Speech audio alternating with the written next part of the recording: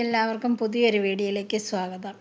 നമുക്കൊക്കെ തലവേദന വരുന്ന സമയത്ത് നമ്മൾ ആദ്യം ചെയ്യാറുള്ളത് ഒരു കട്ടൻ ചായയോ അല്ലെങ്കിൽ പാലൊഴിച്ച ചായയാണ് സാധാരണ കുടിക്കാറുള്ളത്. എന്നാൽ ഇനി ഇതൊന്ന് പരീക്ഷിച്ച് നോക്കൂ. അതായത് നാരങ്ങയുടെ ഇല ഉണ്ടെങ്കിൽ ഒരു 2-3 ഇലയിട്ട് കൂടെ ഒരു 1-2 തുളസി ഇല കൂടി ഇട്ട് നല്ലതുപോലെ തിളപ്പിച്ചതിന് ശേഷം ഒരു 1/4 ടീസ്പൂൺ തേയിലപ്പൊടി കൂടി ചേർത്ത് ചായ ഉണ്ടാക്കി കുടിക്കാം. പെട്ടെന്ന് തന്നെ തലവേദന മാറും. മാത്രമല്ല കുടിക്കുമ്പോൾ നല്ല ചൂടോട് കൂടി വായിൽ കുറച്ച് നേരം വെച്ചതിന് ശേഷം മാത്രം നിങ്ങൾ ഇറക്കിയാൽ മതി. രാവിലെയും വൈകുന്നേരമൊക്കെ തേയിലവെള്ളം കുടിക്കുന്നവരാണെങ്കിലും ഇതുപോലെ 2 തുളസിയുടെ ഇല, നാരകത്തിൻ്റെ ഇല കിട്ടിയില്ലെങ്കിൽ തുളസിയുടെ ഇലയാണെങ്കിലും മതി കേട്ടോ. അപ്പോൾ വെറുതെ കട്ടൻ കുടിക്കുന്നതിലും നല്ലത് ഇതുപോലുള്ള ഇലകളൊക്കെ ഇട്ട് കുടിക്കുന്നത് വളരെയേറെ നല്ലതാണ്. അടുത്തൊരു ടിപ്സ്, നമ്മൾ കുരുമുളക് എല്ലാവരും പൊടിച്ച് വെക്കാറുണ്ട്. പക്ഷേ കുരുമുളക് കുറേ നാളൊന്നും അങ്ങനെ പൊടിച്ച് വെച്ച് കഴിഞ്ഞാൽ ഇരിക്കില്ല, കട്ടയായി പോവല്ല, തണുത്ത് പോവും, പൂപ്പലൊക്കെ പിടിക്കാൻ സാധ്യതയുണ്ട്. ഇനി കുരുമുളക് പൊടിക്കുമ്പോൾ കുരുമുളക് നല്ല പോലെ വെയിലത്ത് വെച്ച് ഉണക്കിയതിന് ശേഷം മാത്രം പൊടിക്കുക. പൊടിച്ചതിന് ശേഷം ഒന്നും കൂടി ഒരു പാത്രത്തിലിട്ട് ഒന്ന് ചൂടാക്കി എടുത്തതിന് ശേഷം കുറച്ച് ഉപ്പ് പൊടിയും കൂടി ഇട്ട് നല്ല പോലെ ഇളക്കി അതും ഒന്ന് തണുത്തതിന് ശേഷം മാത്രം ഒരു കണ്ടെയ്നറിനകത്ത് അടച്ച് സൂക്ഷിച്ച് കഴിഞ്ഞാൽ അതിലെ എരിവും മണവും ഒന്നും പോകാതെ തന്നെ കിട്ടുന്നതാണ്. അടുത്ത ടിപ്സ് എന്ന് പറയുന്നത്, ഇപ്പം നമുക്ക് ഗ്യാസൊക്കെ കിട്ടാനായിട്ട് വലിയ ബുദ്ധിമുട്ടുള്ള സമയമാണല്ലോ. ചോറൊക്കെ മിക്കവരും സ്റ്റൗവിലായിരിക്കും വെക്കാറുള്ളതും. ഇങ്ങനെ വെക്കുമ്പോൾ ഒരുപാട് ഗ്യാസും ആവുന്നുണ്ട്. എന്നാൽ ഇങ്ങനെയൊന്ന് ചെയ്ത് നോക്കൂ. തലേദിവസം കിടക്കുന്നതിന് മുമ്പ് ചോറിനുള്ള അരി വെള്ളം ഒഴിച്ചിട്ടാൽ രാവിലെ അരിയിലുള്ള മായമൊക്കെ പോവുകയും ചെയ്യും. അരി പെട്ടെന്ന് വെന്ത് കിട്ടാനും സഹായിക്കും.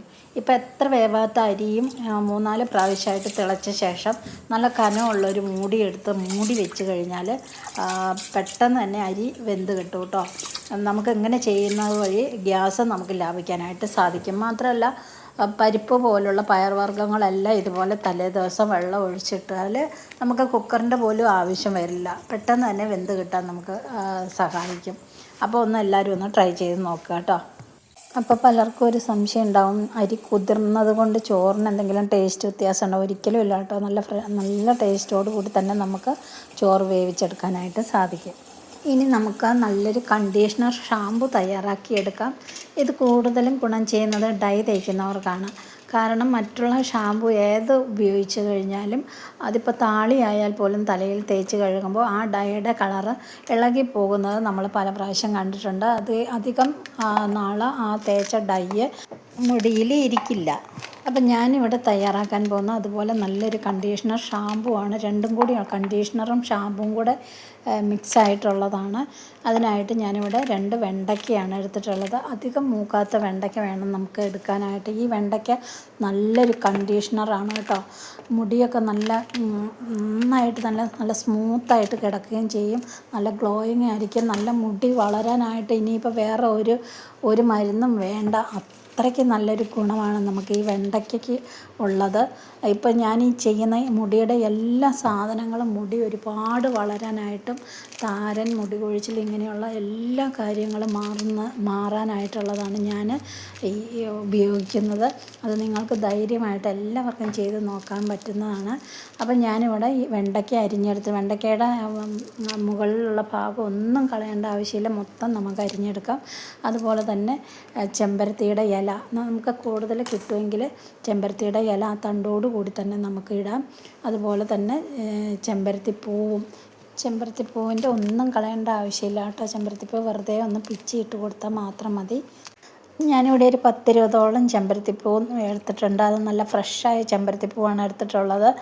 വാടിയതോ അല്ലെങ്കിൽ വെയിലത്ത് വെച്ച് ഉണക്കിയതൊന്നുമല്ല നമുക്ക് ആവശ്യം, ഫ്രഷോട് കൂടിയുള്ള ചെമ്പരത്തിപ്പൂവാണ് ആവശ്യം.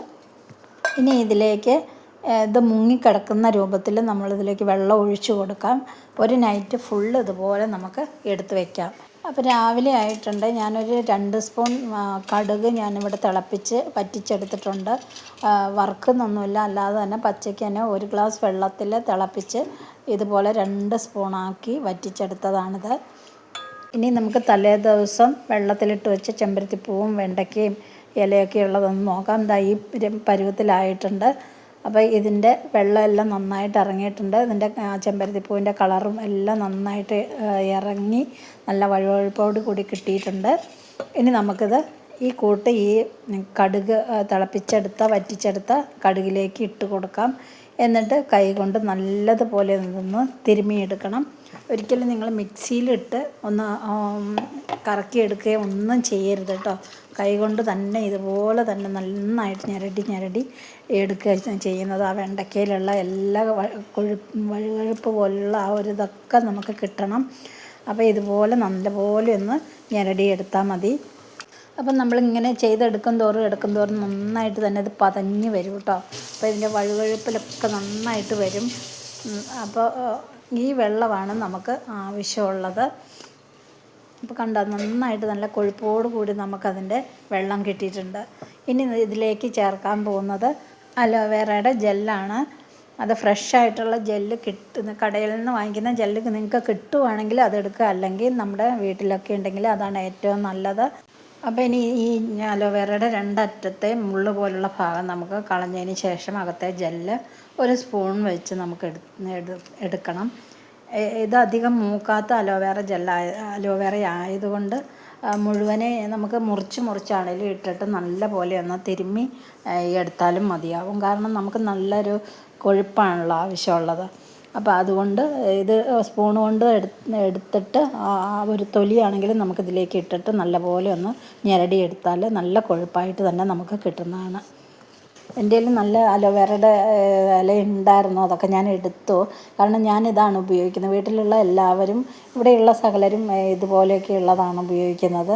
ഇപ്പം ഞാനിപ്പോൾ യൂട്യൂബിനകത്ത് ഇതുപോലുള്ള വീഡിയോസൊക്കെ ചെയ്യുന്നതുകൊണ്ട് എല്ലാവരും ആവശ്യക്കാരുണ്ട്. അപ്പം ഞാൻ ചെയ്യുമ്പോൾ ഞാൻ അടുത്തുള്ളവർക്കൊക്കെ കൊടുക്കാറുമുണ്ട്.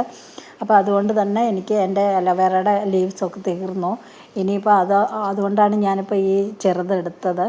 ഇനി അതൊക്കെ വലുതായിട്ട് വരണം.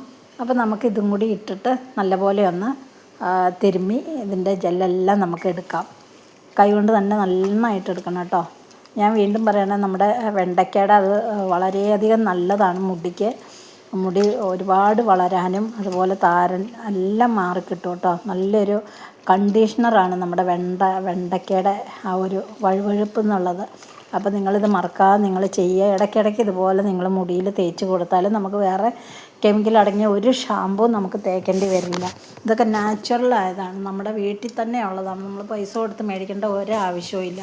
ഇതൊക്കെ നമ്മുടെ വീട്ടിലുള്ളപ്പോൾ പിന്നെ എന്തിനാ നമ്മൾ പൈസ കൊടുത്ത് മേടിക്കേണ്ട ആവശ്യം? നമ്മൾ വെറുതെ നമ്മുടെ മുടി കളയാനും അല്ലെങ്കിൽ വേറെ ഡൈ ചെയ്യാനും അങ്ങനെയുള്ള ഒരു കാര്യവുമില്ല. ഇതിപ്പോൾ യൂട്യൂബിൽ ഇടാൻ വേണ്ടി മാത്രമല്ല കേട്ടോ ഞാൻ ഈ ഷാമ്പൂവിൻ്റെ ഈ വീഡിയോ ചെയ്യുന്നത്. നമുക്ക് കൂടി ഉപയോഗിക്കാൻ വേണ്ടിയിട്ടാണ് ഈ വീഡിയോ ചെയ്യുന്നത്. ഞങ്ങളും ചെയ്യുന്നുണ്ട്, ഒപ്പം നിങ്ങൾക്ക് ഷെയറും ചെയ്യുന്നുണ്ട്. ഇനി ഇതിൻ്റെ ജെല്ലെല്ലാം കൂടി നമുക്കൊരു അരിപ്പയിൽ അരിച്ചെടുക്കാം. ഈ ഷാമ്പൂ തേക്കുന്നതോട് കൂടി ഈ ഡൈ ചെയ്യുന്നവർ എണ്ണ തേക്കേണ്ട ആവശ്യമില്ല കേട്ടോ. എണ്ണയ്ക്ക് പകരമാണ് ഇത് നല്ലൊരു കണ്ടീഷണറാണെന്ന് പറയുന്നത്. കാരണം നമ്മൾ എണ്ണ തേക്കുമ്പോഴും കെമിക്കൽ അടങ്ങിയ ഷാമ്പൂ അല്ലെങ്കിൽ നല്ല താളിയൊക്കെ ചിലരൊക്കെ എടുക്കാറുണ്ട്. ആ താളിയൊക്കെ എടുത്തിട്ട് നമ്മുടെ മുടി നന്നായിട്ട് ഇങ്ങനെ സ്ക്രബ് ചെയ്യുമ്പോൾ ആ ഒരു ഡൈ ചെയ്ത ആ ഒരു കളറൊക്കെ പെട്ടെന്ന് തന്നെ പോകും. അല്ലെങ്കിൽ നമ്മൾ ഉദ്ദേശിച്ച അത്രയും ദിവസങ്ങളൊന്നും ആ ഒരു ഡൈ മുടിയിൽ നിൽക്കാറില്ല. അതുകൊണ്ടാണ് ഈ ഒരു താളി നമ്മൾ തേക്കുകയാണെങ്കിൽ അതുപോലെ സ്ക്രബ് ചെയ്യാതെ തന്നെ വെള്ളം ഒഴിക്കുന്നത് പോലെ സാധാ നമ്മൾ വെള്ളം ഒഴിച്ച് ചെറുതായിട്ടൊന്ന് വാഷ് ചെയ്ത് കളഞ്ഞാൽ മാത്രം മതി.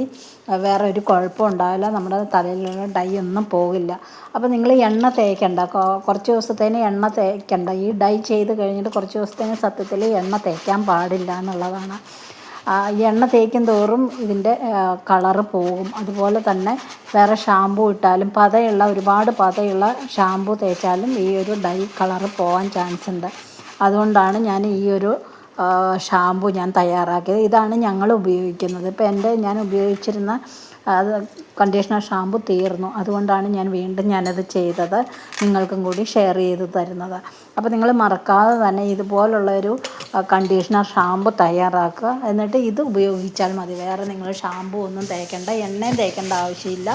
നിങ്ങളത് തേച്ചതിന് ശേഷം തന്നെ നിങ്ങൾക്കത് മനസ്സിലാകുന്നതാണ്. അപ്പോൾ ഇതാ കണ്ടില്ലേ, നമുക്ക് നന്നായിട്ട് തന്നെ നല്ല കൊഴുപ്പോട് കൂടിയുള്ള ഒരു കണ്ടീഷണർ ഷാമ്പൂ ഇവിടെ കിട്ടിയിട്ടുണ്ട്. അപ്പോൾ നിങ്ങളിത് ഉപയോഗിക്കുക കേട്ടോ. ഇനി ഇതുപോലുള്ളൊരു ബോട്ടിലിൽ നമ്മൾ ഈ തയ്യാറാക്കിയ കണ്ടീഷണർ ഷാമ്പു ഇതുപോലെ ഒഴിച്ചിട്ട് നമ്മൾ ഫ്രിഡ്ജിൽ സൂക്ഷിക്കുകയാണെങ്കിൽ നമുക്ക് ഇടയ്ക്കിടയ്ക്ക് 2-3 ദിവസം അല്ലെങ്കിൽ ഇടയ്ക്കിടയ്ക്ക് ഇതുപോലെ നമുക്ക് തലയിൽ ഒഴിച്ച് കഴുകാവുന്നതാണ്. വേറെ സോപ്പോ അല്ലെങ്കിൽ എണ്ണയോ ഒന്നും ഉപയോഗിക്കേണ്ട. നിങ്ങൾക്ക് ഞാൻ പറയാതെ തന്നെ നിങ്ങൾ ഉപയോഗിച്ച് കഴിയുമ്പോൾ തന്നെ നിങ്ങൾക്കത് മനസ്സിലാകും.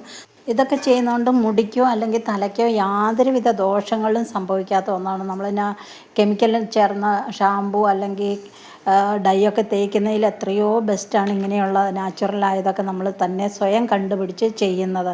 അപ്പോൾ എല്ലാവരും നെഗറ്റീവ് കമൻസ് ഇടാതെ നിങ്ങൾ ഇതുപോലെയൊക്കെ ചെയ്ത് നോക്കിയതിന് ശേഷം അതിന് ഗുണം കിട്ടിക്കഴിഞ്ഞാൽ മാത്രം നിങ്ങൾ അഭിപ്രായം പറയുക. അല്ലാതെ വെറുതെ വന്നിട്ട് നെഗറ്റീവ് കമൻസ് ഒന്നും ദയവായിട്ട് പറയാതിരിക്കുക കേട്ടോ. ചെയ്യുന്നവരെങ്കിലും ചെയ്തോട്ടെ. അപ്പോൾ അടുത്തൊരു വീഡിയോയിൽ കാണുന്നവരെ എല്ലാ കൂട്ടുകാർക്കും ബൈ ബൈ.